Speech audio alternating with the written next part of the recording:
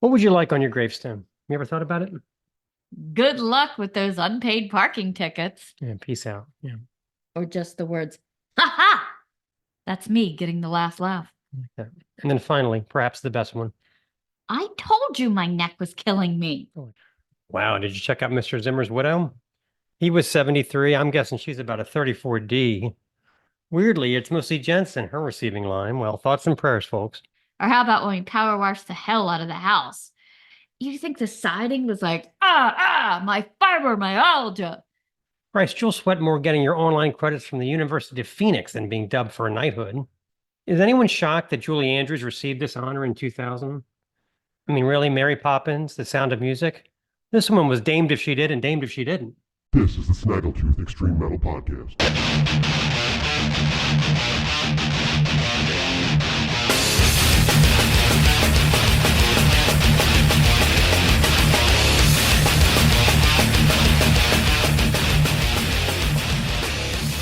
We are again in progress. I saved the dog from the interview notes. Yeah, he was trying to put him up his butt or something. Of all things, it never fails. The thing you don't want the animal to be on, the animal is on. Yeah. You know, our cat, there can be 32 dirty blankets and he will get on the clean laundry. Well, our Ginger wants your phone up his ass most of the time. And with him, he can find any remote control somehow. And suddenly we're watching Bounce TV.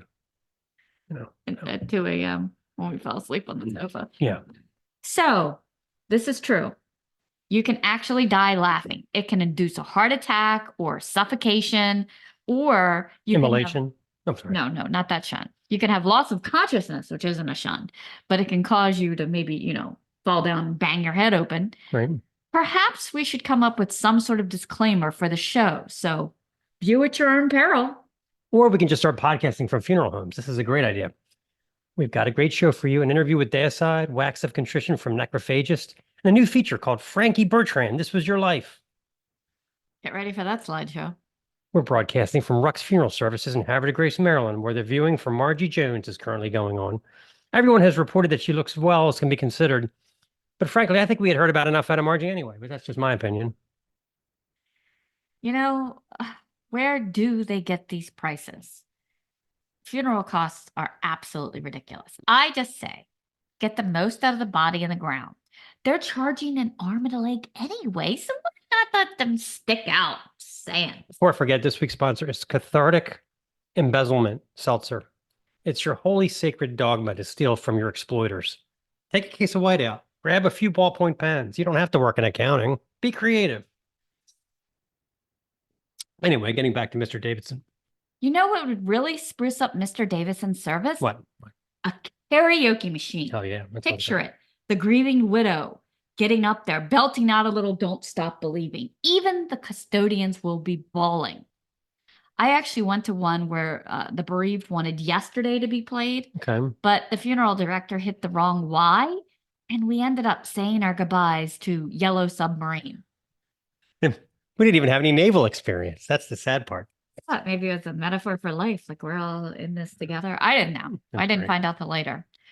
Also, be careful with the Queen selections at funerals, because if you want Bohemian Rhapsody played, it's dangerously close to Another One Bites the Dust. So that may or may not be perfect. So, wow, did you check out Mr. Zimmer's widow? He was 73. I'm guessing she's about a 34D. Weirdly, it's mostly Jensen, her receiving line. Well, thoughts and prayers, folks. Okay, so we did some online study, and you found that what? According to online information, it's really not that difficult to be knighted, ordained. Oh, this is a British thing. Okay. I was always under the impression that you had to single-handedly defeat the Turkish Mongols or save the king from a death plotter, but at least not in the modern era. Someone fills out an online form describing... How anticlimactic, okay. Just a form. How your service to country and queen had a positive impact on the UK. Could the king qualify for this? Anyway, you don't even have to be a UK resident. Perhaps it's just that you take the initiative to clean pigeon poop off statues in the park. Look through the list of the people that have been knighted. It's Elton John, it's Bono, it's half the cast of the Harry Potter movies. I mean, come on, none of these folks are being waterboarded to prove their loyalty to the crown. just in case she needs a random army of famous folk to star strike the enemy into submission. I guess that's the plan. Christ, you'll sweat more getting your online credits from the University of Phoenix than being dubbed for a knighthood. At least you could talk about that in a job interview. Although I will say it would be nice to say, that's Mr. Marchman, goddammit. At least once in a while you could say that, you know. People assume that knighthood comes with like a license to kill and natural horse riding abilities. We don't have any of that, you know. Is anyone shocked that Julie Andrews received this honor in 2000? I mean, really, Mary Poppins, The Sound of Music? This woman was damned if she did and damned if she didn't. Our feature interview this week is with James Benson and Todd Farnham of the Minnesota death metal band Amiensus. We have a fantastic discussion about the making of their impressive double record set, Reclamation, Part 1 and 2. There's a bit of an Opeth geek out and a discussion on the charms of a Waffle House. So Oh, wow. Stay tuned for that. Yeah. Okay, this song is from Amiensus. You got to hear this stuff. This band's great. Check out Blink of the Moment.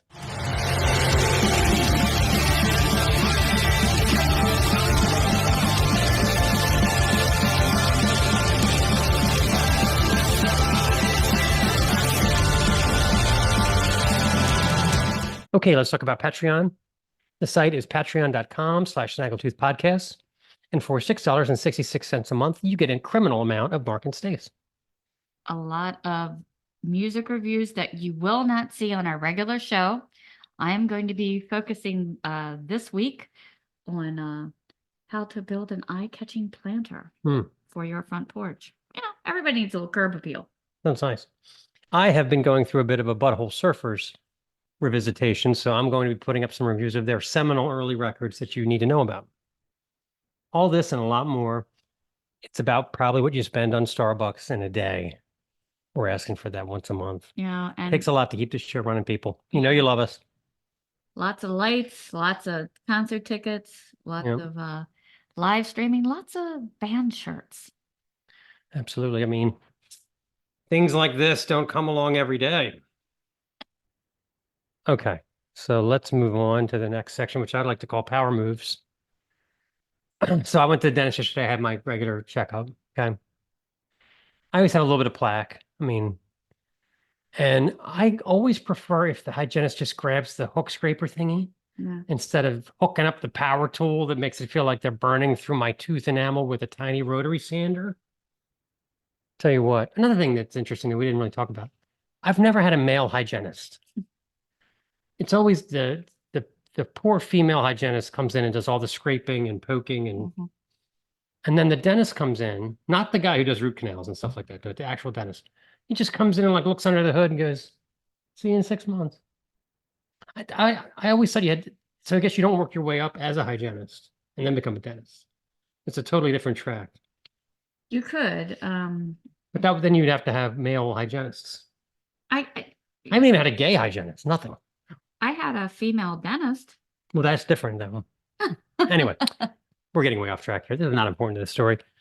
The girl I had yesterday, she was 100% power tool. She didn't think about it, and it was brutal, right? She stuck that thing in parts of my gums that have never been power tooled. I wanted to say something like, "Hey, those molars are vintage. We're talking circa 70s here. Show some respect." You know, it made me wonder, about how, objects in our life must feel like this. How about our cars? Do you think our Ford LTD is sitting there thinking, "Oh, tire change"? Gosh, I hope Billy Bob doesn't use power tools on me. The sound that gives me hot flashes. Why can't old man Weaver come out with his hand jack and do the job gently, with a little lubrication? Sure, he can only do 4 rotations per year because it takes so long, but who cares? It feels so much nicer. Yeah. Or how about when we power washed the hell out of the house, a couple weeks ago? And now I feel guilty. I mean, our house is circa 1950. You think the siding was like, my fibromyalgia. Easy there, Mr. Vigilante Man. Can we dial it back to like 2,000 PSI? I mean, come on. Hurricane Ursula was not so invasive. My asbestos is showing, you dolt. Yeah. True. Okay. What would you like on your gravestone? You ever thought about it? I came up with some curious epitaphs. Did like the one if you can read this, you're standing on my boobs. That's a good one. Yeah. But these were better. I told the family I could follow the plot. Finally found a place to park in DC. There's a winner. Yeah. How about this one? When I said stick a fork in me, I was actually kidding. Or earthworms more aggressive than I was expecting. And then you can have a How couple. about good luck with those unpaid parking tickets? Yeah, peace out. Yeah. Or just the words, ha ha! That's me getting the last laugh. Like that. And then finally, perhaps the best one. I told you my neck was killing me. I like that one. Okay. It's time for another Amiensus song. This is Senses Amplified.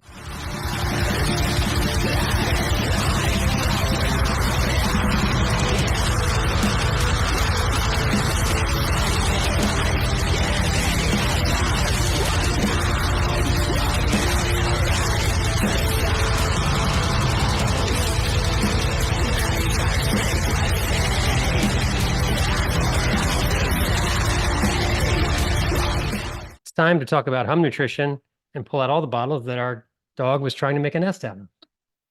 He's still over there? Okay. No, yeah, he's over there, but he's gotten off the It's bat. like pills. Let's make a nest.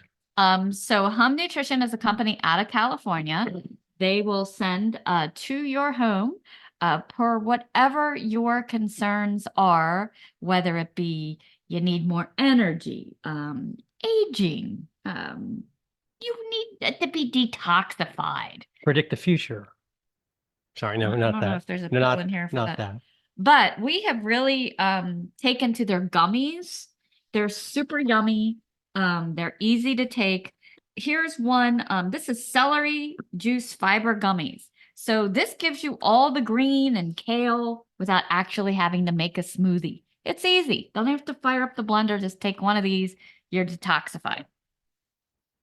Detoxify. This is Pro ABC gummies. These do have apple cider in it, which are great for your digestion and metabolism. As you get older, as you know, your metabolism slows to the side of a crawl. Obviously, these aren't going to help you without some diet and exercise, but this just might be the push you need to get over the plateau and start losing those pounds. There's nothing more decadent than popping a bunch of gummies before getting dressed. This is my life, people. Hum believes in a lot of beauty from the inside out. This I take every day. These are little tabs. I use half a tab in the morning. Put these into your water. No need to have the dumb blender things because these kind of fizz up like Alka-Seltzer. And this is collagen, guys. This is drinkable skincare. So that helps you be better from the inside out, which makes more sense because that's where it happens on the cellular level, not the dead stuff on top you're slathering cream on. So why not go from the inside? Another one like that is red carpet. This is linoleic acid for glowing skin and shiny hair. So usually one of those is plenty. We were talking about metabolism. This is a great metabolism booster. This actually works. Again, you do have to have some diet and exercise for Becca Louise. But this is the best of berberine. We don't mess around with any half-assed crappy berberine. This is the best you can get. No more dollars for berberine for us. So they have a lot more products. If you're not sure what's right for you, they have a whole quiz you can take on their website. This is one of those products that the more you buy, the more you save. And also, if you get in a regimen, it saves you more. You also earn points that you can redeem for future purchases. Okay. So use our link. It will save you off your first order. Okay. It's time for Wax of Contrition. But first, we were having a ball this morning listening to the Buzzcocks. Now, how did I get into the Buzzcocks? I was having some online conversations in the early 2000s with one Blaine Cook of The Accused and The Wicker Bar. And he told me to get this record, Singles Going Steady. I did a little research into the Buzzcocks. So between 77 and 79, they put out 3 crushing records. And on top of that, a ton of great singles. So they were cranking out great singles at the same time that they were making these quality records. I don't understand why they're not like as big as the Beatles, actually, because there's nobody that could write a better pop song than the Buzzcocks. So we did a review on their first album that without Pete Shelley a couple years ago. It turned out to be great. And Diggle turns out to be a really good singer as well.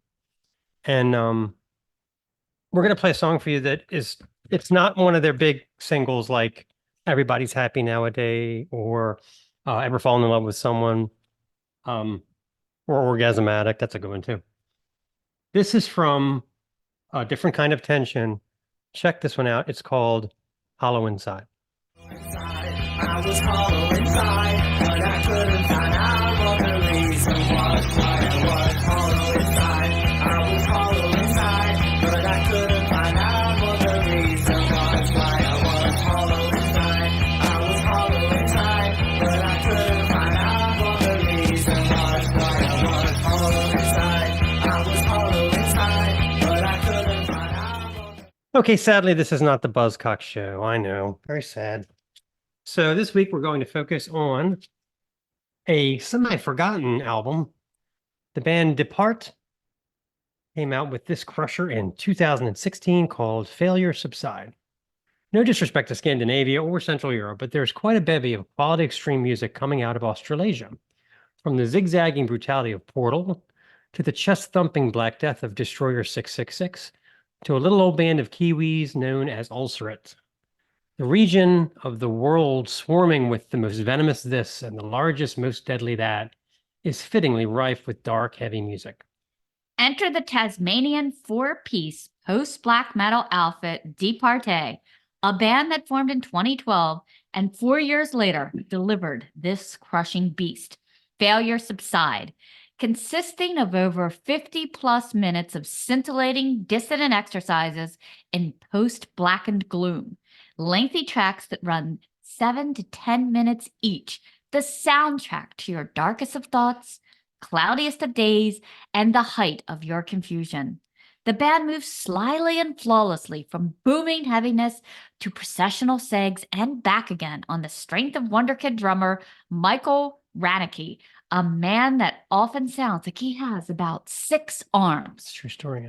Guitarist vocalist Sam Dishington offers quite the spectrum of talent as well, conjuring throaty rasps and even clean singing that somehow impressively stays atop this sludgy din. Okay, the first song we're going to play is Vessel.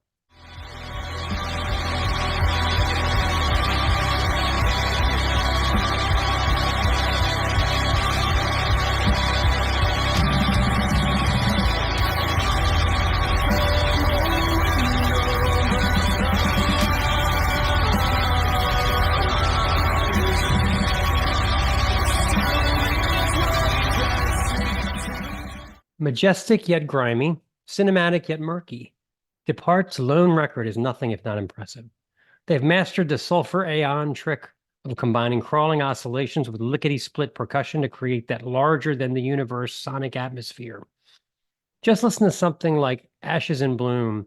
It only takes about a minute to get into the steamroll mode with guitars of Mitch Golding and Sam Dishington squalling mercilessly as Rankine steers the tempo from slow thud to speeding thunder and back again.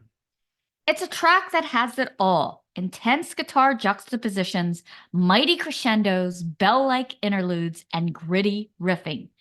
Essentially a 9-minute song that feels like it's over in 3. There is nothing here that really eclipses it, but Brief Echoes, Golden Scars comes close. The crisscrossing arpeggios of both guitars folding numbly under the claustrophobic production. Dishington practically popping an O-ring to deliver lines like, "Hearts left to warm the earth in silent ruin, my own strength will fall to nothing." A massive record that easily competes with the best platters from any of the aforementioned artists. Seek out the sadly forgotten treasure in the hopes that Departe may someday reconvene to weave another platter of delectable gloom upon the world's populace.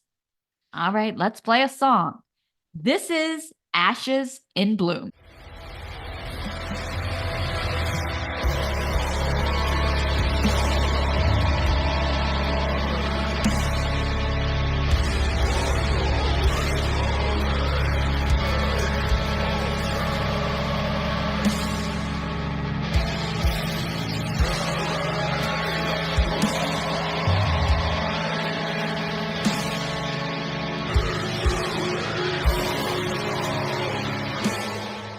Okay, shall we introduce the interview? All right, we had an absolutely great chat with the guys from Amiensus. I had a feeling we could have gone on most of the evening. Well, we went on very, very fine.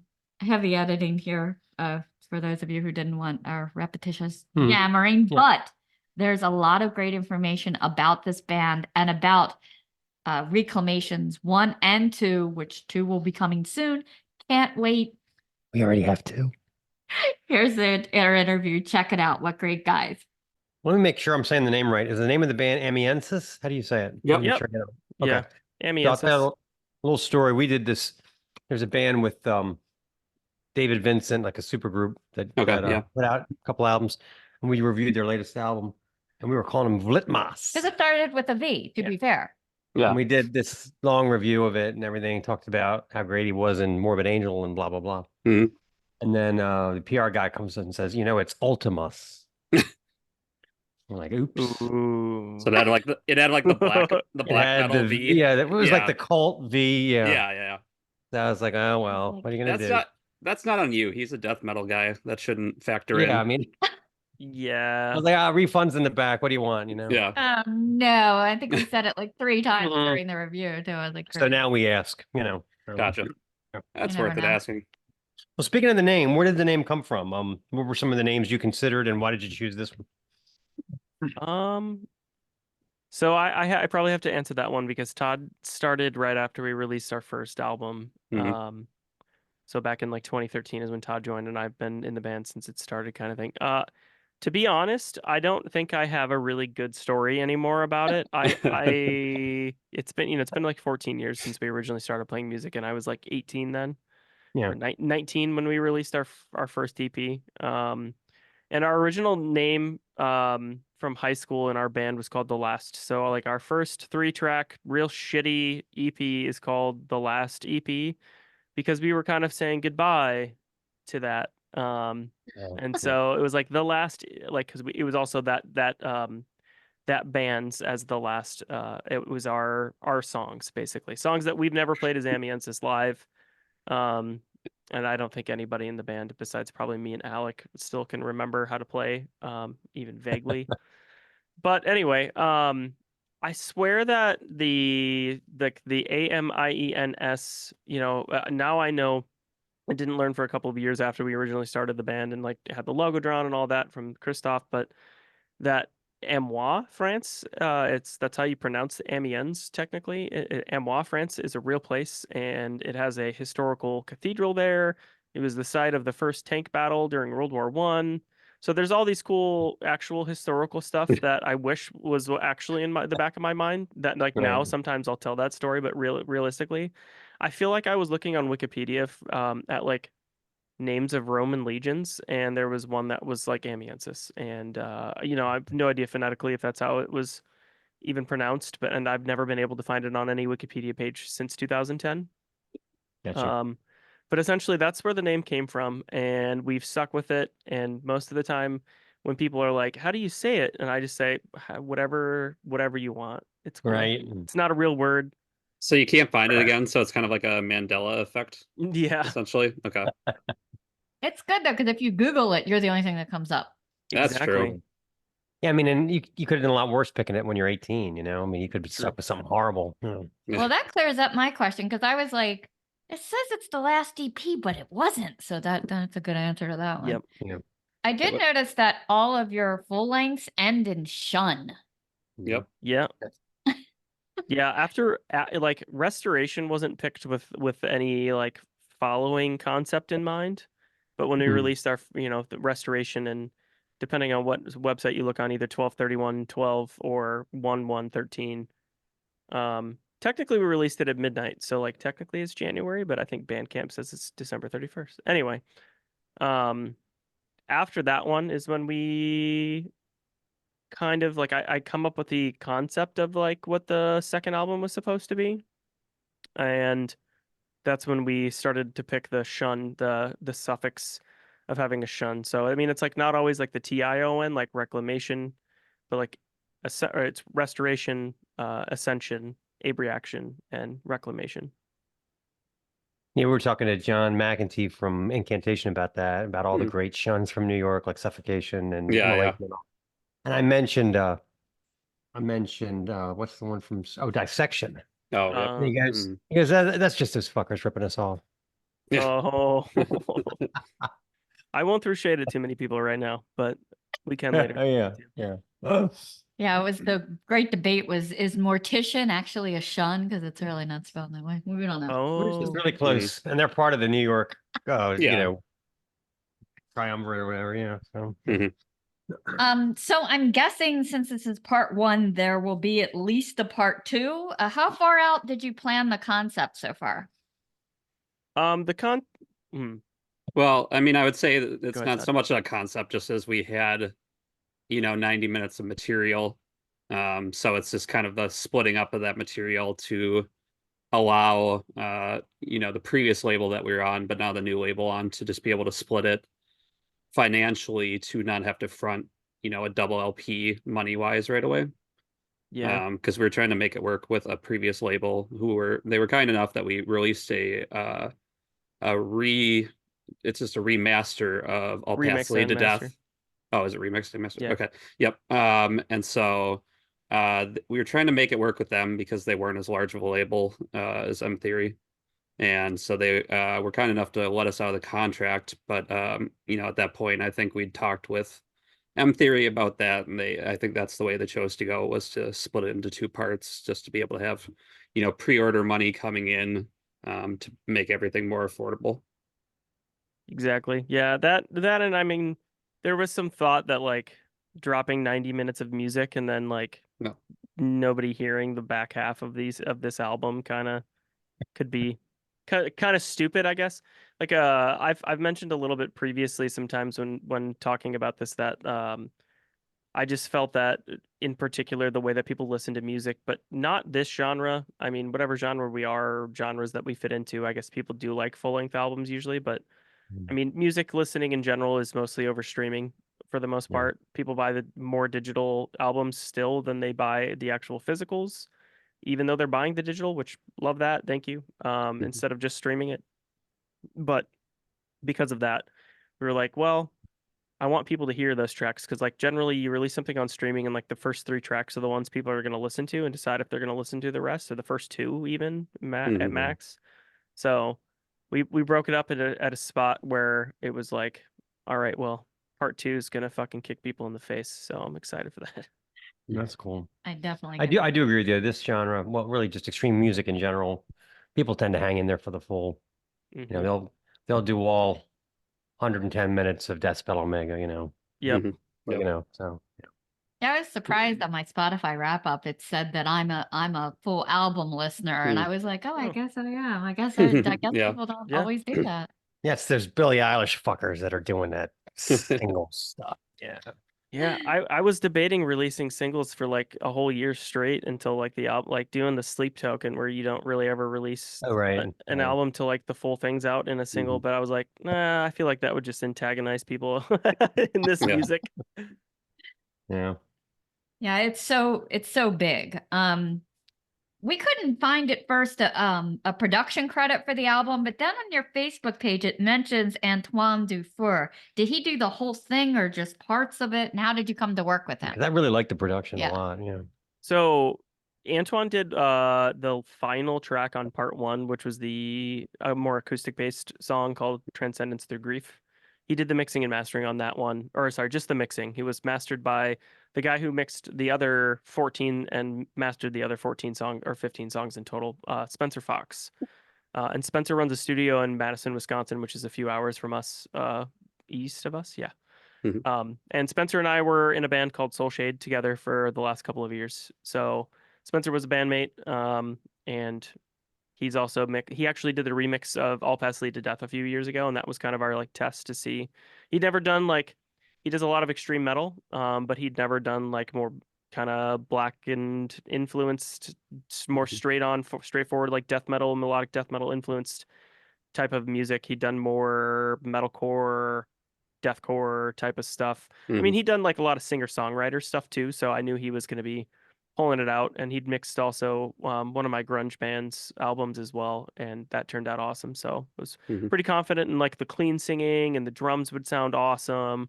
And then Yeah. we were like, hey, just take this 30-minute straightforward 5-song EP and make it sound heavier than the first version of it. And he did awesome. Mhm. So Yeah. we put him to work for like 6 months straight trying to mix fucking 14 of the 15 songs and mastering Mhm. all 15. Yeah. Well, and Antoine had played already a part in A Reaction. He was the one who had mixed and mastered that. So Yep. this time around, it was just nice to be able to get him, playing on something too. Yep. The bass lines are so clear, Oh, and yeah. sometimes that gets lost. Yeah. Was that something that you wanted to happen, that you specifically said, this can't be muddy, because it's absolutely beautiful? Speaking as a bass player, yeah, I mean, I always want that. There's been, I think, at least one, if not some other CDs that I've been involved with where it's just I couldn't hear anything that I played. So, but I think, coming from with my taste of different bands that have the bass mixed in well, like Beyond Creation and Cynic and some of those, prog Yeah. bands that have Mhm. it more mixed in, although those guys were kind of using more fretless for the most part. But yeah, it was just really nice to hear the parts a lot better. And Spencer is a bass player, is a guitar and bass player, but Yeah. he has a feeling for making sure that's included too. And I think just everyone, we just kind of said just bump it up, a little Yeah, it's bit this nice. time. Yeah. It's nice because we get a lot of, you hear a lot of extreme metal where there's 96 guitar tracks and that just eats all the dynamic range and you don't get to hear any of the bass, So Mhm. it's Well, nice to have some room in there the way they used to do it in the bitching era, Yeah. Mhm. Well, and sometimes too, it's a matter of like different genres where people are just playing the guitar, note for note on the bass as well. Yeah, yeah. And definitely I tried to create a little extra melodic sense too, to not just always be backing that. Obviously, I think there's a common fallback on playing some of the root stuff for kind of heavier parts, just because it Right. is, very effective for that. But to otherwise just make it a little bit more melodic. I always like it when it's like, oh, was that a bass solo? Yeah. Yeah. Yeah. Yeah. It's weird to be in a genre at the same time where having a good bass player like Todd, or an excellent bass player like Todd, Thank you. is like a rare moment that somebody always notices every time we put out music. Yeah. Yeah. And we're like, what the fuck are y'all doing? Like, Yeah. get yourself a Todd. Yeah. What can I say? So- I love the cover art for this one. It Mhm. really fits like the power of the songs. It seems like the blue, black, and white scheme has been similar for the last 3 full lengths. But the first one was just black and white. Was there a reason you kind of shifted colors, or did you change artists? Because this is really powerful. Looks almost medieval. Mhm. The first one does have blue in it too. In Blue, fact, yeah. there's even, if you blow up the original image, there's even some pink in it. Okay. We did it before Sunbather. Okay. Yep. But you didn't get that sunbather money though. That's the thing. No, hell No. no. Hell no, we didn't. Yeah, no, the colors have been a constant like theme on purpose for sure. I actually have like the original painting on the wall behind me of A Reaction, which was like a pour over painting on a piece of like a 12 by 12 wood square basically. So, and then you take a torch to it and dry it with acrylic and stuff. Yeah, that's that. So that was the last album, and then this time we were like, look, if we're gonna put out 90 minutes of music, we need to find a really fucking good artist to do something instead of having me do some kind of painting that, like, I'm not an artist in that way, but Mhm. my sister-in-law is. So she was like, all right, well, I'll show you how to do it. So we've known of Arya for a few years. Seeing some of our friends previously have worked with her and stuff, and so we messaged her last summer and we're like, hey, we have this massive project and we need somebody who's amazing at creating art like you to capture what we're doing. And basically we talked about the concepts of some of the songs, some of the like the lyrics and like some of the theories and stuff that we put into the lyrics, and let her just do her thing. Mhm. I didn't want to like lead her on and like tell her like we need images of this. Yeah. Yeah, I'm just not total into like freedom. yeah, like I'm not into telling artists what to do in general. I'd rather they do their thing and let them run that course. And of Mhm. course she did really fucking awesome. Excited because the second cover is also really fucking good too. So Mhm. And I thought what was so unique working with her too was, and I thought it was really cool, was she was taking, all the information that we'd put into the music, just the sounds and the lyrics and everything, and kind of weaved it into her own story as the starting point. So she would send us every once in a while, a paragraph or two saying, this is what I'm thinking of, and like what's the story behind it. And so that's why the first and the second cover pair together, was the fawn person creature centaur that she had created, was a part one was one part and part two was another part of the story of that character. exactly. Yeah, it's neat too because to me it's like the light and the heavy kind of battling, and that's kind of like your music. So Exactly. Yeah. really fit well. Exactly. So the definition of reclamation is the process of claiming something back or righting a wrong. So you guys might have different answers to this, but if you had unlimited power and funds, what in this country or the world would you do first Limited funds. if you could right a wrong? Oh, that would be probably solving hunger. I mean, it wouldn't take more than just distribution, really, at this point. We produce enough food to feed everybody in the world more than once over. So probably eliminating hunger in the world. Yeah. Well, and Feel I like a mean, if you got magic. that covered, I guess I would say probably war. It's been really hard to recently, just with the various wars going on in the world right now, to just see so much of the imagery brought straight to you, that didn't really exist before the social media, internet age. Hmm. So that's always harrowing to see, just how what gruesome things people can do to each other. So I think that would probably be my end then if Jim already has world hunger covered. Is it fair to call you guys a Minnesota-based band or? Yep. Yeah. Four Yeah. four out of five of us are in Minnesota. Okay. Yeah, Metal Archives has like 8 cities listed. I was like, what are Yeah. they doing? That was from, the Restoration era, I think, right? Yeah, Restoration Ascension era, we were a little bit spread out because some of us were in college and stuff at the time. And back then, when Zach was in the band until from 2010 to 2017, Zach was living in Spokane, and then he lived in Chicago. I lived in Central Illinois and Minnesota. Todd's been mostly in the cities, Minneapolis, Yeah. St. Paul area. Yep. Um, Twin Cities. Yep. our drummer Chris, who currently is the one who's not in Minnesota, lives in Green Bay. He was in college in Minnesota, which is how we know him. And then he moved back to Green Bay. And then our current other guitar player besides Alec, Kelsey, is from Green Bay, but he moved to Minnesota. Okay. Mhm. Lots of What's- cheeseheads. What's the Hmm. what's the metal scene like in Minneapolis, St. Paul area? Is it pretty healthy or? Yeah, I think that'd be my Yeah, question. I As live in Rochester. you're an hour and a Oh. half away. Yeah. Yeah, I'd say it's healthy. Yeah, there's a lot of killer bands. Grindcore wise, Deterioration is fantastic. Death metal wise, kind of the disso death kind of stuff. We have Sunless, Nothingness, Suffering Hour. Mhm. Black metal wise, Panopticon. Is Panopticon still based here? Yeah, Austin's up in Ely now. Okay, I couldn't remember if He you moved like. Hammerheart up to all the way up to Ely. Nothingness is a great band. We Yeah. reviewed them on the show not that long ago. Yeah. Yeah, I actually went to high school with their, I think, current bass player is what Oh. he's playing right now.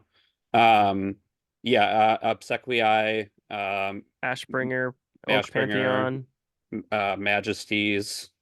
Is that what it's called? Carl's? Yep. Yeah. Okay. Carl's. Yep. Yeah, there's just a lot of, I mean, and it's really cool too. I think there's just a big wave of younger generation bands coming out right now too. I'm just seeing kids that are, 16 to 20 that are just ripping like thrash stuff. I mean, Begravement, I think, has been getting a lot of Yeah. Necrotisk and attention. Begravement. Yeah. I think, is it Visceral Reaction? Is that Yep. the Or one is it- with one sec, let me see. Well, anyways, Yeah, there's just a lot of great bands here. Yeah, That's I'm more great. familiar with the like metalcore, deathcore e scene as well because I grown up playing in other bands, doing that stuff Hmm. as well, and that's still a pretty healthy scene. But Yeah. it's mostly not kids anymore, and Yeah. it's now the kids are doing like the thrash and the black and the death stuff, Mm. which is I'm jealous because I'm like growing up I was the dude playing in black metal mostly, and Yeah. like Amiensus was more successful than my other bands, and which I wasn't mad about, but like everybody knew me as the black metal Hmm. dude in the metalcore scene. Yeah. Well, and I think in that scene too, I mean, we had after the burial started here, Hmm. and then in more just recent active bands, Reflections, and By the Thousands, Yep. some of those guys. So Yep. I liked on this album how you broke things up like A and B, which seemed to be something different. Is there a significance why you broke it up like that? In for terms the of the record or just the part one and part two? Yeah, because it says side A and then it lists track and then side B. mm, Uh, that's um, probably for the physical record part, and then the part one, yep. part two.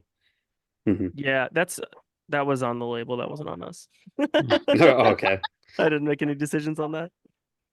I was Was gonna that say. the spine thing, or Jim, or No, it's oh, just okay. on the record. I think side A and side B. I don't think I have a record somewhere. No, I don't. Never mind. They're downstairs. I just couldn't remember if there was a misprint on the spine of something or not, or that might have been a different release. Yeah, it's listed that way, like broken up. I was gonna say you guys had that in like Health did the same thing, but they actually did it Mm, on purpose. Yeah. yeah. Was Is it? was the writing process the same for Reclamation as it was for the previous album for was it Ab Reaction? Or was anything different about the way you Uh, approached it? it was a little different. Like Abe Reaction was written a little bit more isolated. We didn't get together and actually like write stuff together on Abe Reaction as much as we did with Reclamation. Mhm. And you'll see a little bit more collaboration in part two than you did in part one, where a lot of the songs have so and I'm not like trying to take credit and say like this is me, but just like part one was predominantly me singing and screaming, except for on like Senses Amplified, the fourth track. The rest of the tracks were mostly me. And then part two, it's like four different vocalists, five different, probably four. I think there's maybe four or five total. Wow. Mhm. Yeah, five total vocalists on part. And I don't do predominantly the vocals on, I think, on any track at all. Like it's split Mhm. up pretty evenly, at least between three people per song almost. So, uh, yeah. Yeah. So I mean, there was a lot more collaboration and like getting together. Like it wasn't like the full band could get together and do stuff a lot, but it was usually like in groups of 3 to 4 of us over actually sitting here in this office that I'm in. Todd would come down. We'd track some bass lines. He'd write some bass lines. We'd be actually just sitting here together like we are talking about the guitar parts and the Yeah. bass lines over like usually Facebook and stuff, video. And other than that, we also went out to track the drums to Green Bay to be with Chris for an entire week while we tracked all the drums and stuff. So that was Mhm. different because Abe Reaction, Chris just tracked the drums in his basement alone, and this time we went to his bandmate's studio and tracked him all together with the whole Yeah. band. So there was definitely a lot more getting together, Mhm. going over riffs. There's also more songwriters. Like we kind of have two pseudo members that are deeply involved on both parts of Reclamation this time. So Aaron, who was originally our like kind of keyboard player on our first EP, and then from there he became kind of a more guitar player and clean vocalist, and he's been on everything we've ever done. He does mostly acoustic guitar stuff. But he was on part one with Transcendence Through Grief. That was mostly him and Kelsey. And then Joe, who was on our first two full-length albums, Restoration and Ascension, is heavily featured on part two, but he also Mhm. was on a little bit of track one on part one called Blink of the Moment. So Mhm. yeah, a couple extra songwriters that hadn't been. Aaron's always been involved. Joe hadn't been involved for a few years, and a lot more actually getting together and sitting together in a room. Mhm. and recording stuff. Even though, like, for the most part, we still have the same process of writing out like a full song. One of us would write like basically all the bare bone, here's the rhythm, here's the leads, and then we'd all get together and kind of like go over like the parts in a group and change stuff. And that was way more fun. That's the fun part. would That's think the fun part so. about being in a band, honestly. Yeah. Like It that's the sounds best better part. than just trading files, you know. Yeah. Yeah. Oh yeah. That's heavily factored in for us. It's just trading files. And I'd say for this album too, you know, Chris stepped up and wanted to get involved with the keys as well. Yep. So that was some of his It's great. you know, creations there. Yeah. Chris had never done keys accompaniments. Accompaniments, that's what I was trying to think of. So but yeah, I think other than that, whatever, besides what Jim covered, I think that's mostly, you know, the differences. I'm getting really excited about part 2 based on what you're telling me. Sounds really awesome. Yeah. I got you. After this, I'll email it to you. Okay, great. Yeah. I really loved that you added like such softer acoustic parts and the clean vocals, because when the heavy comes back, it just hits you in the face that much harder. Was that inspired by anything, or was it just a natural evolution? That's always been our thing. I think we lacked a little bit of that on our last full-length record, and then definitely All Paths was not meant to be that way. It was supposed to be just a heavy album. We still had a little bit of that on the last album, but like not nearly as dynamic. And I know going into this record, like we wanted to return to having that level of dynamic that we've had on our first 2 full-length records, especially. I don't know, Todd, what do you feel? Yeah. Sorry, that just made me think of the dub part in What Evil? one of the What Evil, Lay Dormant. Yeah, I mean, I'd say it's always involved in terms of bringing in what influences, you know, us as a band, as individually members. And I think as far as I know, Opeth has been, you know, kind of a big inspiration to most of us. You know, and I think pulling from some of bands like Opeth, and different bands that just kind of do that melding of very beautiful acoustic soundscapey kind of tracks, along with just some heavy stuff. I mean, Opeth just has songs that are, you know, like E standard or just D standard, that are just heavier than some people playing in A or G or whatever.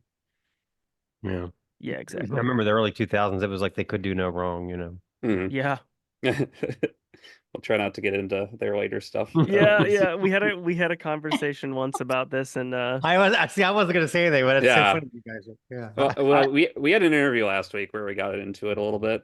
Not into it. We discussed it a little bit. We weren't fighting each other into it. We were asked about our favorite Opeth albums, and it's probably better if we don't mention which ones are our favorite.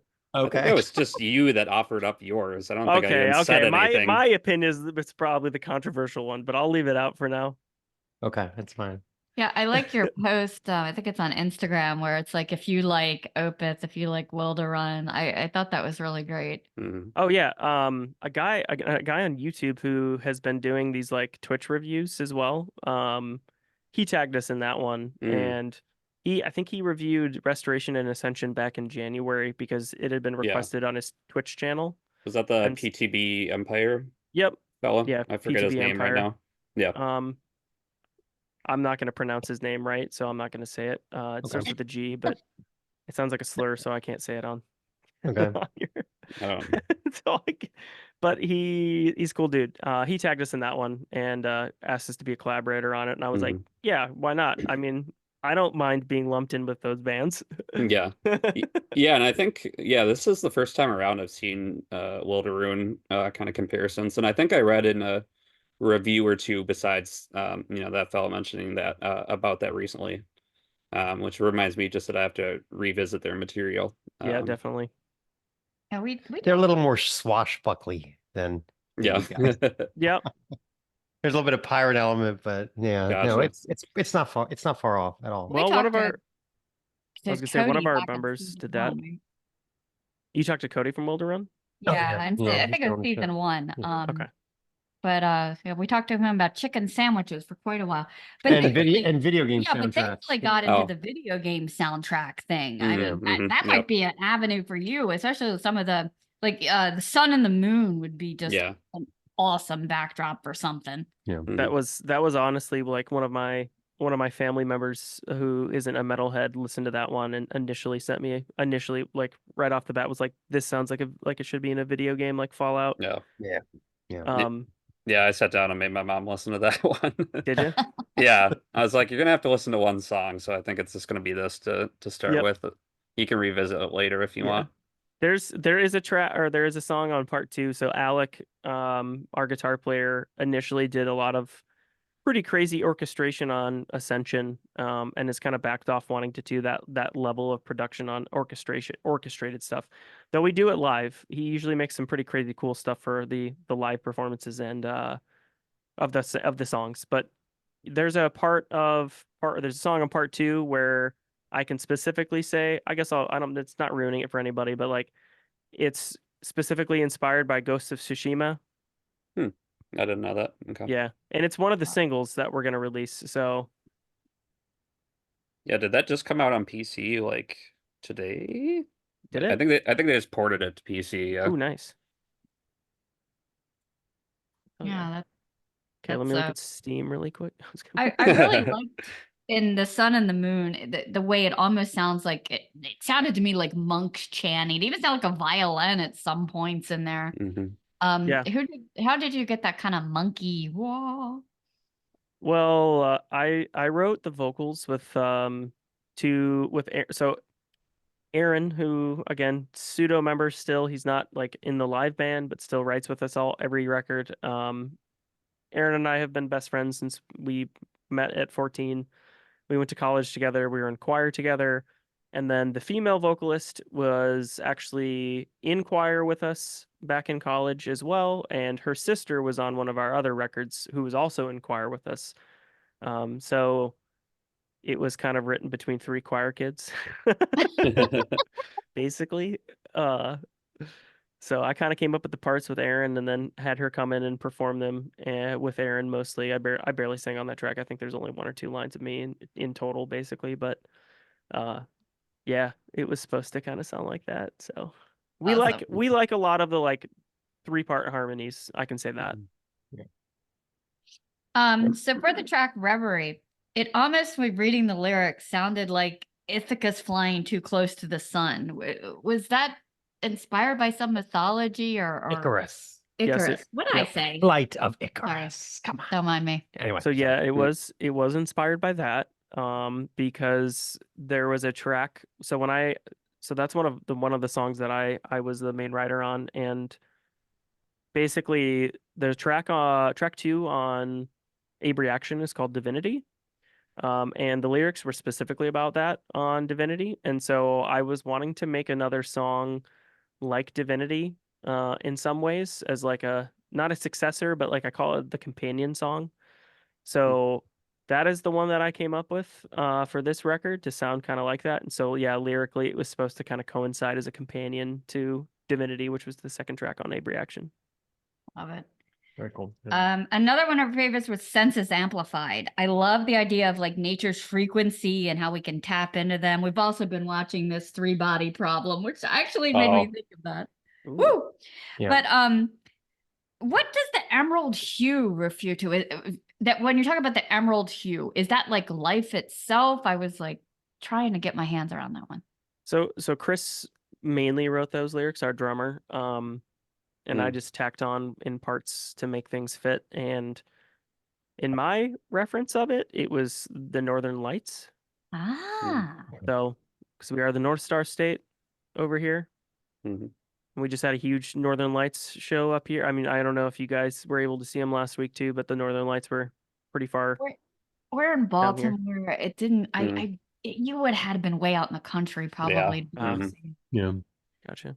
I was busy watching the Timberwolves lose a basketball game, so Yeah. I made the wrong decision there. It's Yeah, all we're good. big city hipsters here. No. Oh, my one of my sisters lives in Edgewood. Okay. too far. Yeah. Yeah, my Yeah, family's that's from just- PA kind of area, where at Okay. least they live there. They're not all from there really, but Edgewood's about what 20, about 25 miles north of the city. Yeah, yeah, it's up Yeah. there. But yes, they have a big proving ground up there. Yeah, where they make chemical weapons. Yeah. Hmm.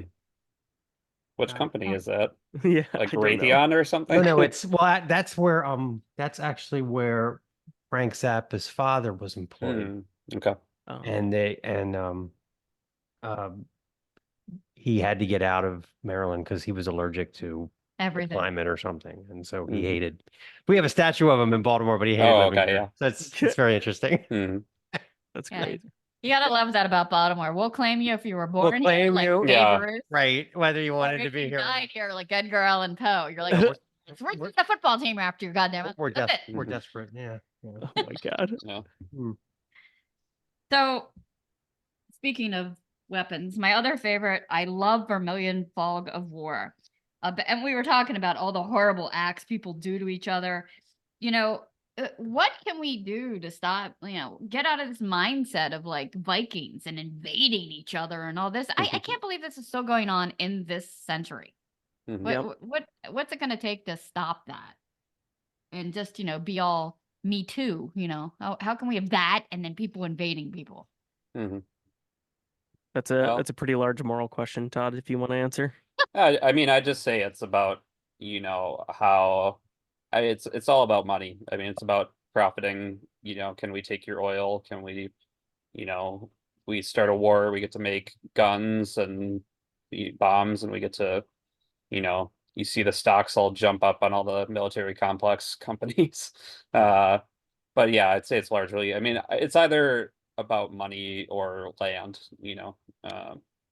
and as long as, people want to take other things of others people's, I mean, I'd say it's a, inherently dealing with greed, and so and some of the economic systems too, just really want to squeeze every penny out of the bottom line. So Yeah, yeah, there's a surprising rise of nationalism as well again in the last 15 years or so. That's Mhm. becoming somewhat bad overall in both Europe and the Western, or I mean, with the Western world and other places as well. Yeah. Definitely. Well, we play a game on the show because we don't want to get too heavy with the politics. Yeah, we tried to keep it a little tame there. Exactly right. Yeah. So the game Yeah. is called Blaspheming Monikers. Okay. Here's how it works. So I have 5 or 6 band names in front of me from the metal archives. One of them I made up. Mm. So you guys are going to take turns guessing which one I made up until we either run out of bands or you get it right. Oh So, boy. so here we go. Todd, you're up. Here are the choices. Number 1, Skull Archer. Number 2, DJ Skull Vomit. Number 3, Skull Patrol. Number 4, Moss Upon the Skull. Number 5, Skull Battalion. And number 6, Anonymous Skull. So who wants to Wow, go? people are getting a lot of use out of that word. Yeah. Oh, it's like pages and pages. And Yeah, what was the first one again? Skull Archer. It was Skull Archer. Do you have any thoughts? Skull James? Archer, yeah, Skull Archer is like reminds me of like the Baldur's Gate PlayStation games or like Diablo, where there's actually archers that are just skeleton archers. But So you think why that one wouldn't it might be be like real? skeleton archer? Yeah. What was the second one? I'll go through them again. All right. So Skull Archer, DJ Skull Vomit, Skull Patrol, Moss Upon the Skull, Skull Battalion, and Anonymous Skull. I'm leaning towards Skull Patrol just because it sounds like you have children and might have been watching Paw Patrol when you made that up. Yeah. No, Well, no. I mean, was that your They're from official New guess, Zealand. James? Okay. They're from New Zealand and they have 2 LPs. They're thrash. So Skull Patrol's real. Oh was my god. I was gonna say maybe James. The DJ Skull Vomit seems like not a. I mean, that sounds like a DJ name. Yeah, and Metal electronic. Yeah, Metal Archives wouldn't let that probably on there. Metal Archives hates. Yeah. It's probably AI anyway. No, it's real. DJ Skull Vomit is Okay. from Portland. It's something called breakcore, which I don't really know Oh, what that okay. is. Yeah, I know And what that they is. have one full length and a ton of splits. So, Huh.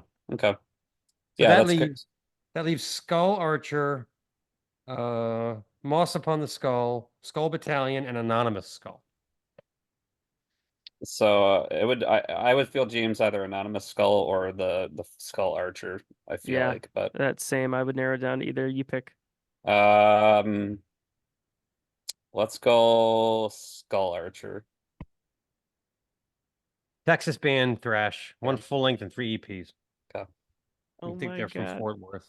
Yeah. No, the Okay. one I made up was Skull Battalion. That's not real. Okay. Oh damn. That one is Actually, like one the of the band- most legitimately sounding ones. Yeah. Actually, the band called Moss Upon the Skull is really good. They're from Belgium and they're play Okay. really good tight thrash. So they're I was actually gonna say really that's the only one that sounded familiar, but Skull Yeah. Battalion literally sounded like any thrash band good. I know. ever. I've gotten There's better. I've gotten better over time with this game. So someone Yeah. independently of your knowledge is creating that band right now. Yeah, exactly. Well, that's funny they're that just you gonna be say that pissed. because when we interviewed John from Incantation, Mhm. he said the ultimate hipster thing would be to create like back patches for bands that don't exist. No, yeah. And no one knows this band because it's all mine. So Yeah, I Oh think my I've god. James and I occasionally dabble with a little Korean pop music, and I've definitely seen some of the outfits and music videos are they're pulling the style to be kind of fashionable. And it's just yeah. made up bands on some of their shirts. And the I local, think it totally fits the hipster AI mindset. I yeah. wanted this style of music, but I didn't like this era, so I want it to be this Mhm. era. But I wanted this singer for it, and now it's all mine. And Yeah. Yep. that's where we're headed. Sadly, it seems. Yeah. So much for just going to how great is fucking Kill 'Em All, dude? Yeah. Mhm.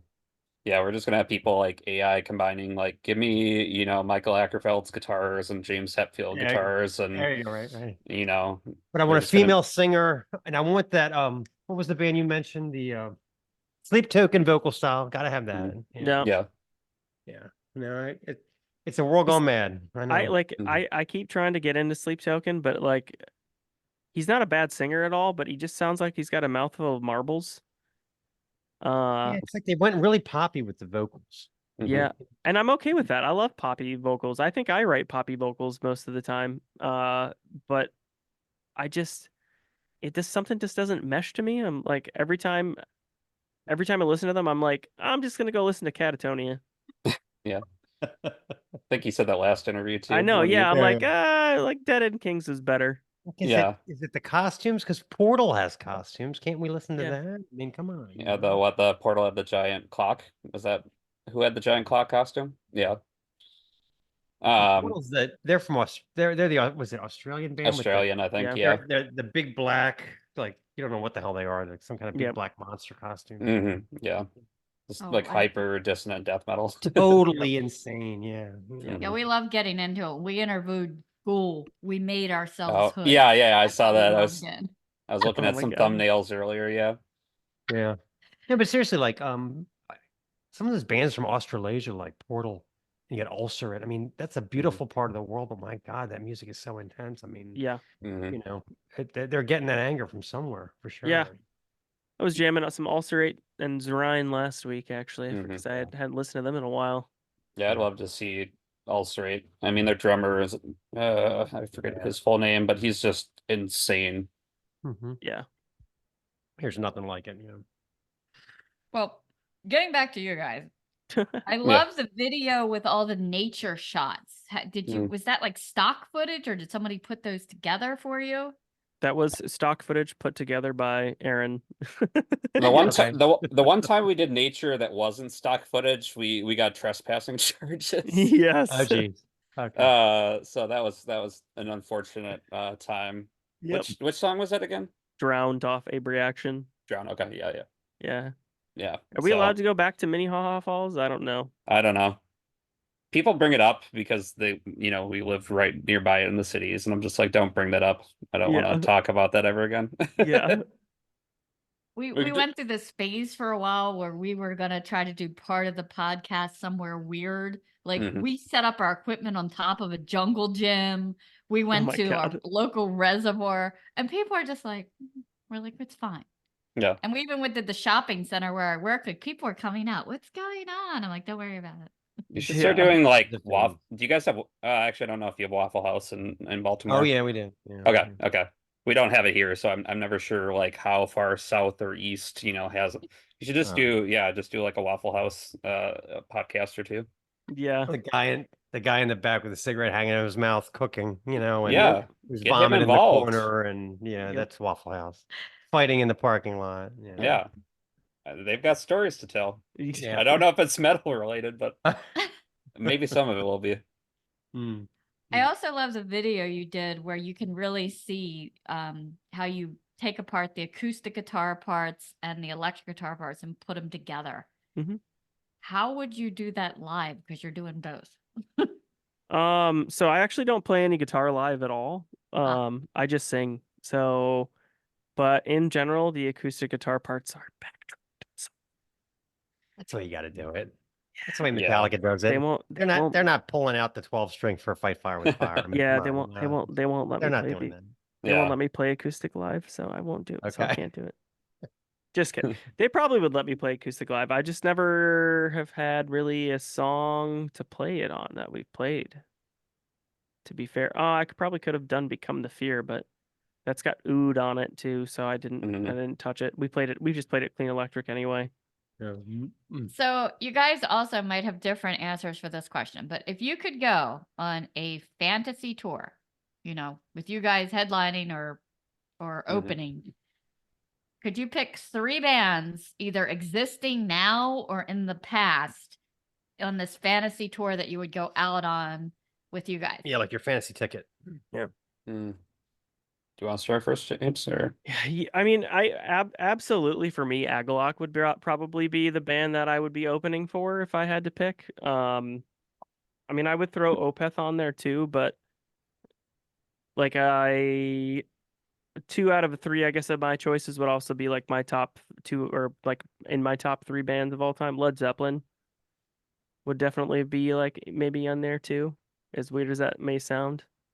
Robert Plant's probably like my main inspiration for playing music, and I mean I like Page of course too, but like I'm more of the vocalist. I mean a guitar player too, but not in the same style that Page. I was more influenced by metal for guitar than I was Zeppelin. So, but singing wise and performance wise, Robert Plant all the way. He's still out there killing it, and he's like 79, 80 years old now. So Got such a great discography. I mean, Yeah. since he left Zeppelin. I mean, He it's great. pulled out for our other show, the rock and roll show, this album that he did called Raising Sand, and it's Yeah, new I've got that. country. Yep, I've got So Raising great, Sand yeah. 1 and 2 on vinyl, and I I've haven't seen... gotten 2 yet, but I want to get 2. Yeah. Okay, it's amazing. My wife and I have seen him and Allison before. Allison Krauss is the Every female. album, he's just like, I'm gonna do whatever the hell I want. It's so For great. real. Yeah, he It's just so does, he just great. picks a different genre every fucking year. Yep. I was like, That's wow. great. Man. Mhm. Yeah, we do a little duet of part of the song. It's priceless. It's awesome.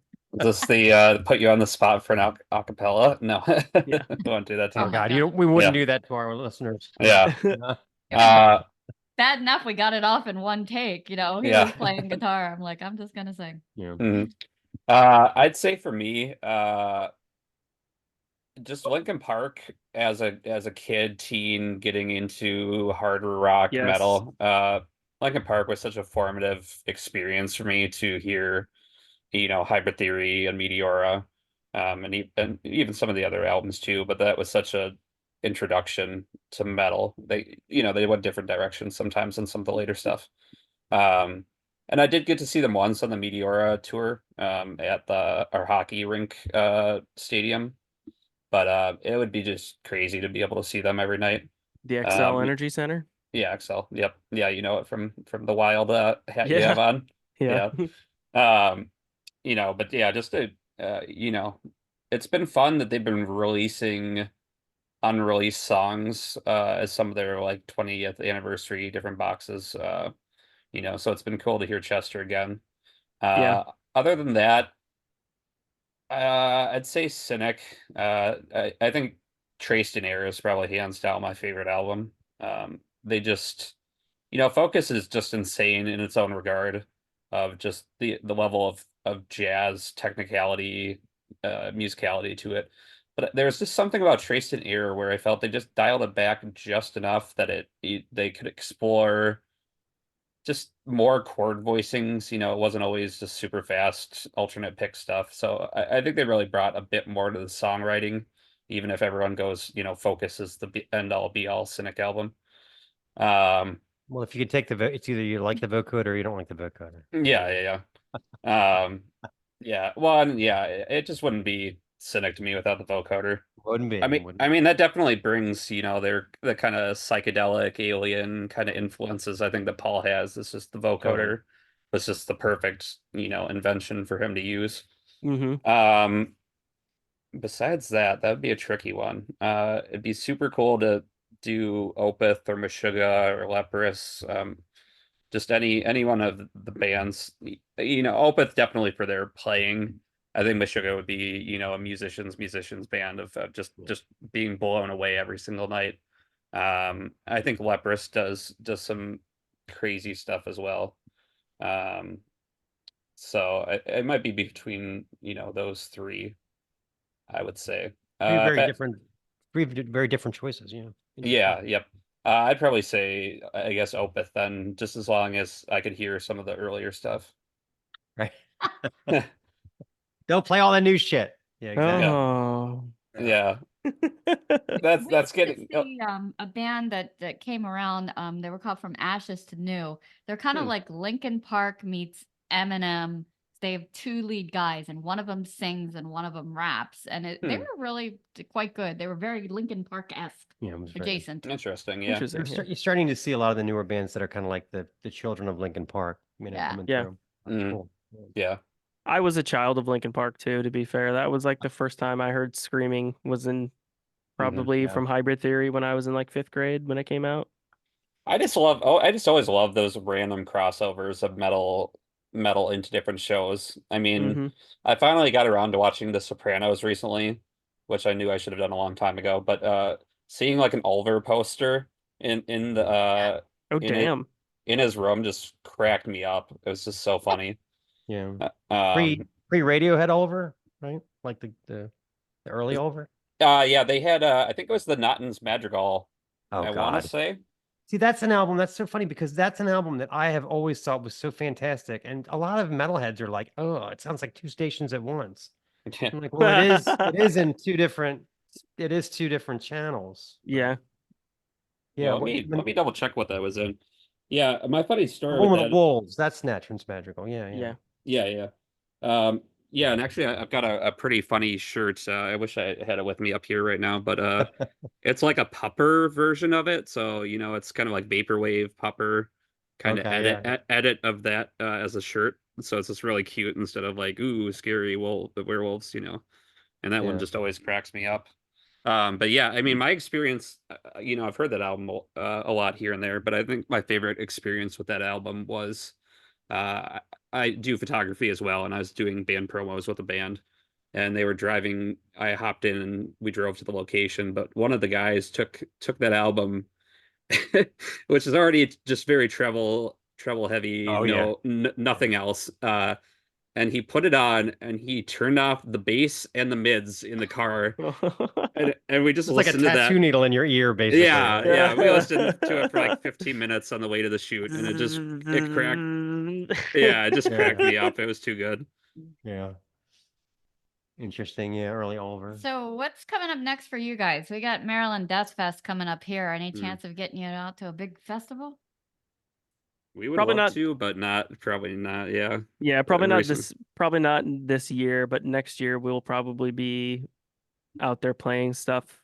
There's been a few things coming up with people's health and otherwise too that this year that is kind of kept it off the books for the year, and it's okay. I mean, because we're releasing these albums and we have a buttload more material that we're trying to kind of formalize into.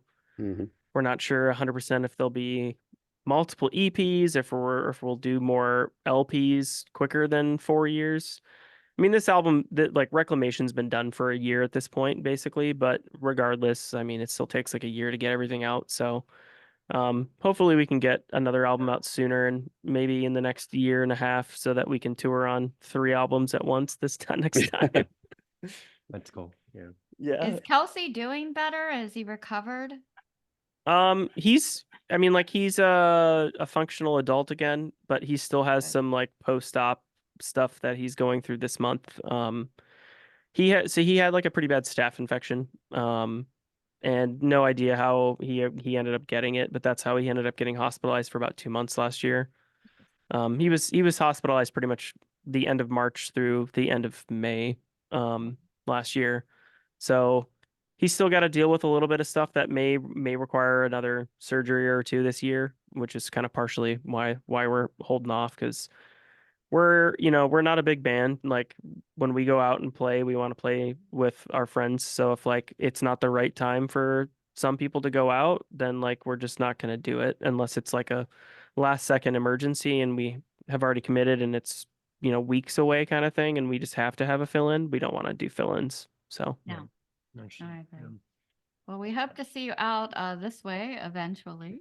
yeah, I mean, Mhm. like I said, my family's all out there. My parents are in West Virginia and one of my sisters is in Maryland, then 2 are in DC. So try to go out there.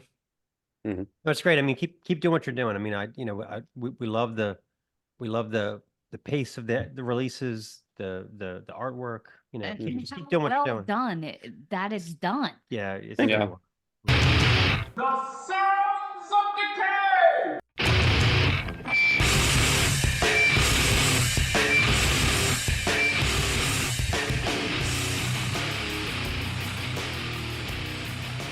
Okay, Sounds of Decay 1 is Inter Arma's new album, New Heaven.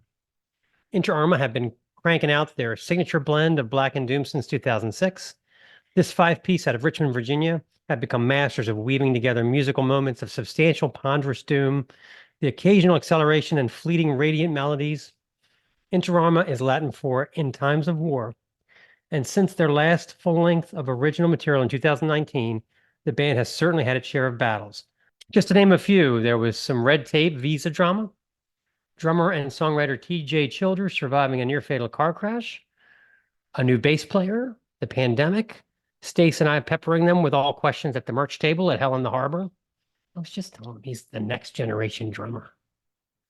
Anyway, they've channeled all these tales of human struggle and angst into this album. New Heaven is their 4th full length, or 5 if you count their 2020 LP of covers. This is actually an Inter Arma album that clocks in under an hour, brief for them at a tidy 41 minutes. These tracks pack in more elements and less time, tracks mostly in the 4 to 7 minute range. This is all the flavor with no fat to be had. The title track starts with such discordant guitar fluctuating until the drums burst into a heavy static pumping. Mike Papero's vocals are a troll under the bridge style croak. I had to double check that I had not accidentally queued up a Demolick album by I mistake. was so excited when I heard that. I'm like, oh my God, it's like Demolick. The drums of Childers dictates the pulse. Quick, quick, slow, stop, go. Always that pulled down feel of cement shoes in the bass line of Joel Moore, while the guitars of Dirt Russell and Trey Dalton swirl like angry hornets. Violet Seizure, by contrast, feels like the speediest doom ever, blackened all over. Childers provides that tribal commanding drums, while Papiro's growled vocals sound like they are echoed over a cavern.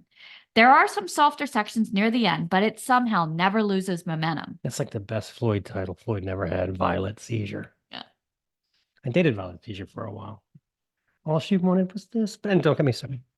Desolation's harp shifts things back to a plodding through marmalade doom, with Childers drumming at warp speed under it all.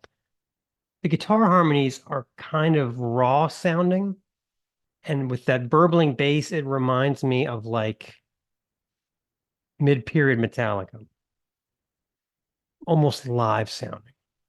The riff style is also present in the instrumental Endless Gray. Gardens in the Dark and Forest Road Service Blues have eerie synth lines with the vocal change to the new resounding baritone of Papero. These kind of sound like they're a 90s grunge song played at a slower speed. I enjoyed the departure from what might be considered typical IA fodder. My favorite track has to be The Children the Bombs Overlooked, that spins the tale of survivor's guilt, the feeling somehow, although in shock, still putting one foot in front of the other, trudging out of the destruction to just survive somehow. Childers is feral, commanding, and precise on the kit all at once. Russell and Dalton have echoey riffs as Pepero's vocals go from big baritone to a throaty, outraged growl. This is another concentrated, powerful, emotion-driven offering from a band that continues to broaden its sound, spin enticing riffs, and battle-ready drums that will hold your ears prisoners of war until the last note. This ever-expanding push on their musical walls could very well cement them into veteran status. All right, let's play the title track. This is New Heaven.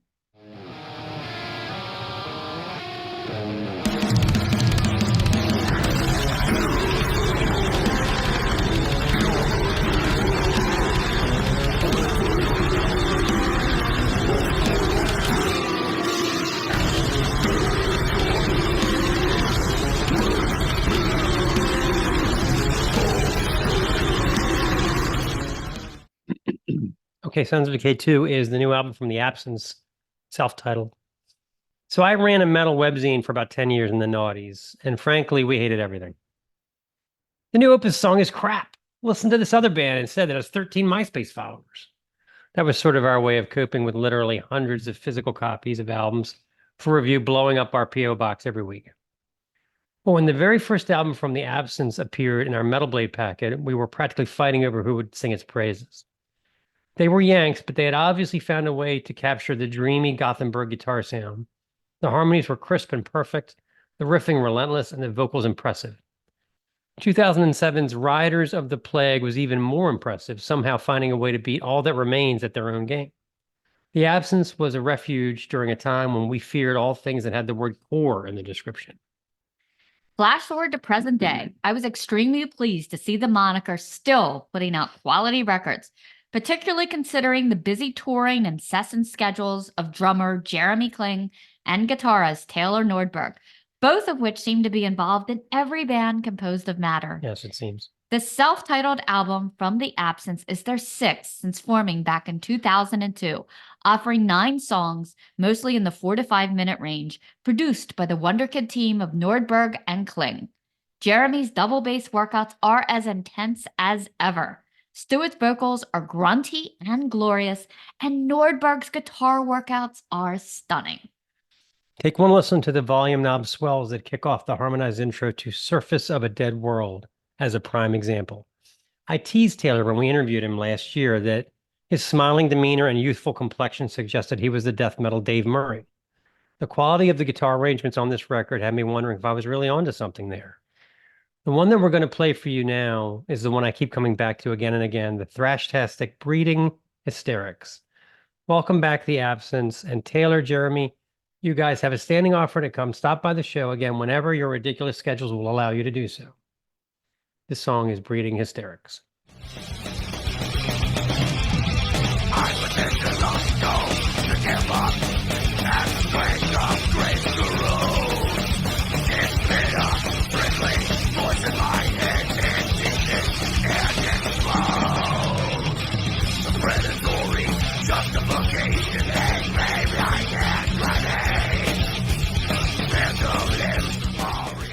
Sounds of Decay 3, Deicide, Banished by Sin.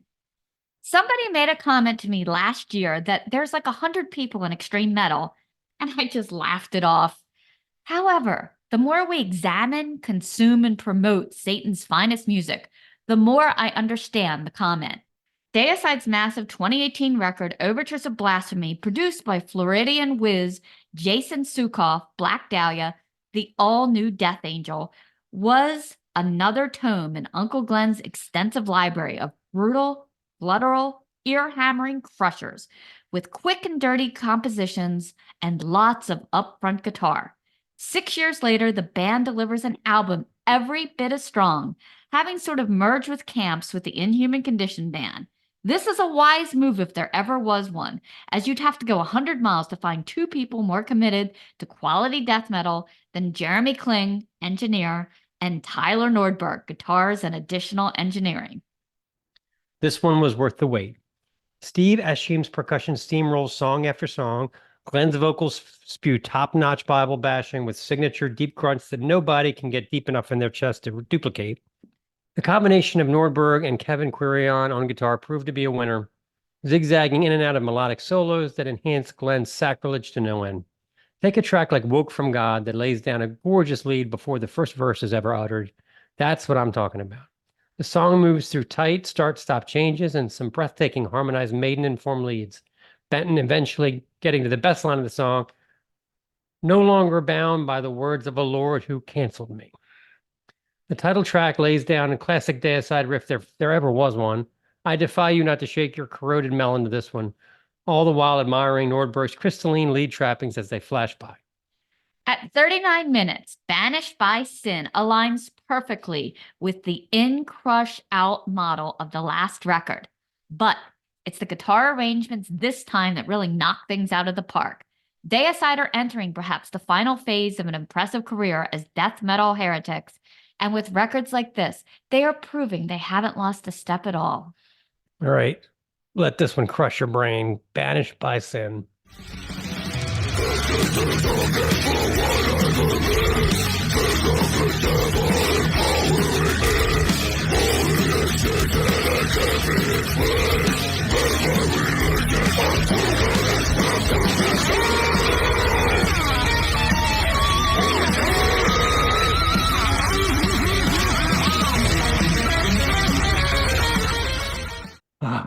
Another one in the record books. Interesting epitaphs. Yeah. I still have to really give some quality thought to mine. I want to make it something that people will take a few seconds. How about shut the door behind you? The curiosities of being knighted have been dispelled by Mark and Stace. Yeah. All you got to do is, maybe just helping old ladies across the particular busy street, and they would just do it for you. I think if you want to get an extra pack of beef jerky, it requires a little more paperwork than getting knighted. This has been the Snaggletooth Decay Extreme Music Podcast. Special thanks to the guys from Amiensus for appearing on the show. Snaggletooth theme by Gustav Eward of Defleshed. Sounds of Decay theme by Steve Rathbone of Lair of the Minotaur. Season 3 artwork by KC Angel.